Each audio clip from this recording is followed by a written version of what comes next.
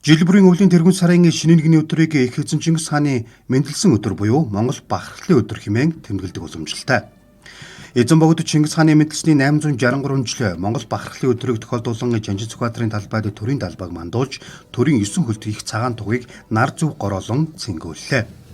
Төрийн тугыг цэнгүүлэхэд зэвсэгт хүчний тэг 32 дугаар ангийн бүрэлдэхүүн төрийн тусгай хамгаалтын алба хаагчид оролцож, үлээвэр найрал хөгжимчид хүндэтгэлийн ая их шиглүүллээ.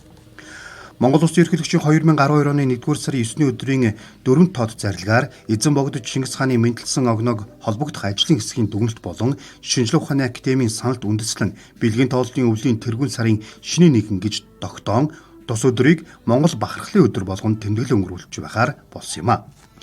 Монгол Улсын төрийн талбай нь Монгол Улсын 1992 оны үндсэн хууль хүчин төгөлдөр болсон цагаас буюу 1992 оны 2 дугаар сарын 12-ноос хэрэглэж эхэлсэн. Төрийн далбайн дээр дүрсэлсэн соён тэмдэг нь анх дугаар богд Зануузар 1686 онд бүтээсэн 90 гаруй соён бүсгийн бүх шинжийг агуулсан толгой өсөг юм а. Түүний бэлэгдэл нь Монгол улс игнит мандан бадарч Монголын ард түмэн эв найрамдалтай шудраг ёсыг захин өнөр өтгөн болж цэцэглэн хөгжих гүн утгыг агуулдаг.